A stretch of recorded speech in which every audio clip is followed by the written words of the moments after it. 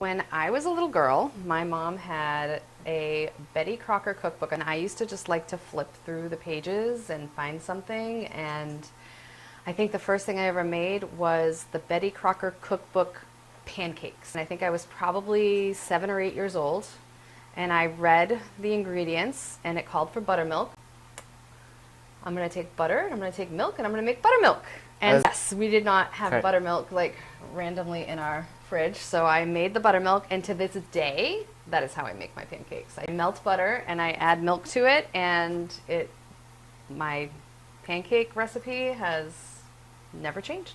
It all started because I actually auditioned for a show. So MasterChef from Fox's MasterChef came to Boston, and they were looking for people to come on their show. So I was crazy busy that weekend. I remember I had like so many cakes that I was doing, and I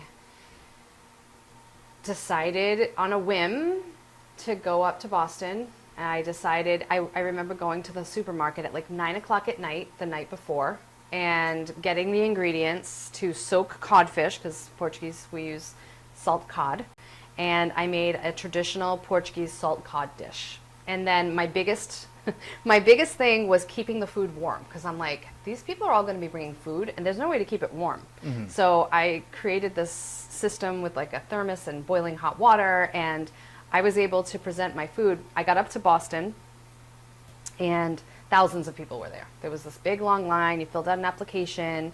They brought me in. I didn't wait too long. They brought me into this big ballroom at a hotel in Boston where they had hundreds of tables set up for people.